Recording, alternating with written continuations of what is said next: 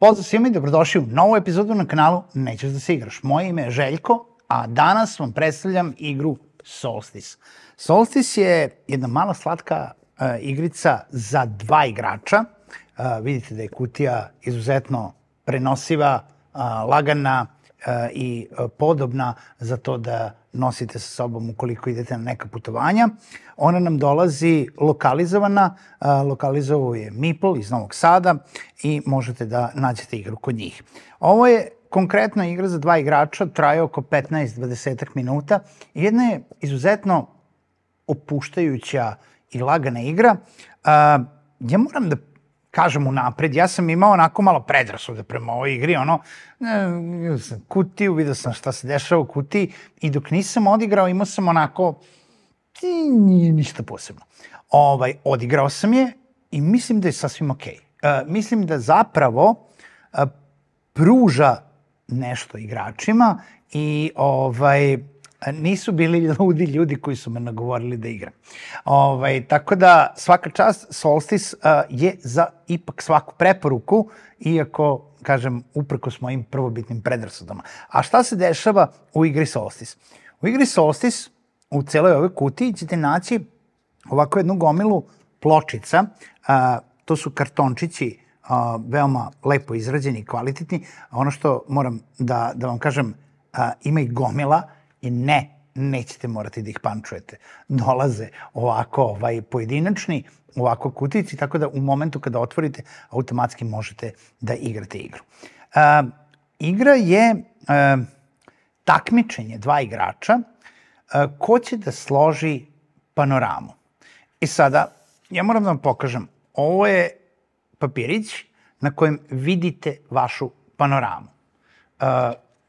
Digao sam ga zato što ne znam na kojoj kameri će bolje da se vidi. I ova cijela panorama se sastoji iz ovih pločica koja na svaka na sebi ima brojeve sad od 1 do 10 ili manje, jer neki redovi nisu do 10 nego manje, u određenim bojama, znači u crvenoj, narandžastoj, zelenoj, plavoj, rozoj i ljubičastoj. I ovo je jedna panorama. Kada ne biste igrali igru, nego biste složili sve ove pločice, dobili biste ovu jednu panoramu, ovu sliku koju imate ovde. Što znači automatski da ukoliko igra dva igrača i oba slažu istu panoramu, znači vi od svake pločice imate samo jedan primerak, niko neće složiti ovu celu panoramu, nije ni poenta to. Poenta je da složite nekoliko stvari. Znači, zapravo, poenta je da imate najveću površinu koju ste složili, koja može da se onako horizontalno ili vertikalno u ortogonalnim uglovima povežu pločice. I ja sam ovde počeo da slažem jedan primer panorame, što znači da ukoliko gledam ovu moju panoramu do sada, koja je ova, ovako, znači, ono što može da bude povezano jeste 1, 2, 3, 4 pločice. Ove 3 mogu da budu povezane, ove 3, ove 2 i ova 1. Ovo nije povezano zajedno, dok god ovde ili ovde nemam pločicu na bilo koji način postavljenu, zato što onda ću imati sve ovo zajedno povezano. Znači, imamo po jedan primerak svake pločice, po jedan primerak svakog broja iz svake od ovih, kako se zove, boja koji imamo na tabli. Ako sam ja uzeo crvenu četvorku, vi kao moj saigrač nikada nećete više moći dobiti crvenu četvorku. E sad, ovo takođe isto služi jako dobro u zavisnosti od toga kada krenete da dobijate pločice, da znate kako da ih slažete. Znači da ih slažete u tako nekoj poziciji, gde sam ja sad video ovo je zeleni red, pa mi tu treba mesta između, jer mi fali trojka, petica i posle toga 6, 7, 8, 9, u stvari 6, 7, 8, 9 do ove desetke koja će možda morati biti malo podeljena, ali isto tako i u redovima gde znam da je crveni, pa narandžasti, pa zeleni, pa plavi, pa rozi i fali mi ovde gore ljubičasti. Kako se odigrava jedan vaš potez? Jedan vaš potez se odigrava tako što ćete imati 3 pločice u ruci izabrati jednu od pločica, birajući je po boji i broju i imate između vas i vašeg saigrača na početku igre postavljenih 6 pločica okrenutih na dole sa 6 pločica okrenutih na gore. U momentu izbora vaše pločice vi ćete odigrati jednu pločicu. Ja sam, na primjer, izabrao narandžastu ili žutu šesticu. Ja mogu da je uparim sa ili bojom ili brojem. Znači, u ovom slučaju mogu uzeti ovog narandžastog keca i ne mogu uzeti ništa drugo zato što nema šestica.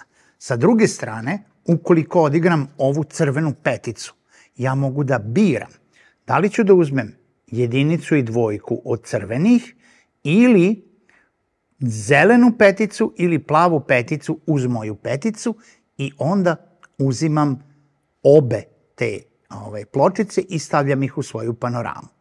Naravno, na početku igre, otvarajući neke od ovih, vi ćete automatski otvoriti i ovu donju pločicu koja će biti dostupna vašem saigraču. To je nekad dobro, nekad nije dobro, nekad nećete moći da izbegnete. Takođe, desit će se da se ovo ne dopunjava, to jest ono se zapravo ne dopunjava na kraju vašeg poteza i bit će sve manje i manje pločice između vas i vašeg saigrača. Doći ćete u situaciju da ili svojim izborom ili time da nemate zapravo sa čime da uparite, odigrate recimo pločicu koja ne postoji. Na primjer, ukoliko je sad samo ovo izbor i ja odigram crvenu šesticu, ja crvenu šesticu sa ovim izborom ne mogu da uparim, ja nju stavljam u izbor, nasumično uzimam još jednu pločicu i okrećem je da vidim da li sada kao drugu šansu mogu da je uparim sa nečim. U ovom slučaju mogu da je uparim ponovo sa crvenom šesticom i ni sa čim drugim. Da sam izvukao nešto drugo, mogu sam da biram nešto drugo. Ukoliko i sa ovim ne možete da uparite ni sa čim, vi zapravo i ovu pločicu ostavljate u ponudi i dobijate jednu pločicu duge koja služi kao džoker koju možete da stavite bilo gde na vašoj tabli, pa tako, na primjer, i da dopunite i na taj način spojite ovu celu zonu, koja će vam se posle brojati u poene. Takođe, ono šta još igra u igri, u momentu kada napravite 4 pločice koje su ovako spojene, vi možete da prizovete duha. Duh ili duhovi se nalaze na ovim pločicama i oni će zapravo da dođu ovako na vašu pločicu. Inače, moram da kažem da dok ne prizovete duha, ova duga nije zaključana ovde, tako da ukoliko dobijete zelenu trojku, možete da stavite tu zelenu trojku, a da dugu pomerite negde, ali ukoliko dobijete duha, ona je zaključana. Duge se inače ne broje u finalni broj bodova. Duhovi, u zavisnosti od toga da li su plavi ili žute boje, ovde sa druge strane ove pločice imate objašnjenje svih duhova. Uglavnom oni donose nešto ili na kraju igre ili odmah čim ih odigrate. Znači, neki su onako dobri za endgame, neki su dobri za nešto što vam donosi kao jednokratan bonus u toku igre, što se toga tiče. I to je čitava igra. Kada se potroše pločice, gleda se zapravo ko je napravio bolju panoramu, a ja ću sad vama čisto da pročitam samo što se tiče bodovanja na samom kraju, da znate da na nekim od pločice imate još neke znakove koje ćete morati da ispratite. Znači, prvo se boduje najveći deo panorame. Ovo su inače sva pravila. Znači, veoma jednostavna igra. Znači, najveći deo panorame i broje se upaljene vatre na vrhovima, zapravo neke od pločica, ja zapravo nemam ni jedan, ali evo ovako ovde, ova 9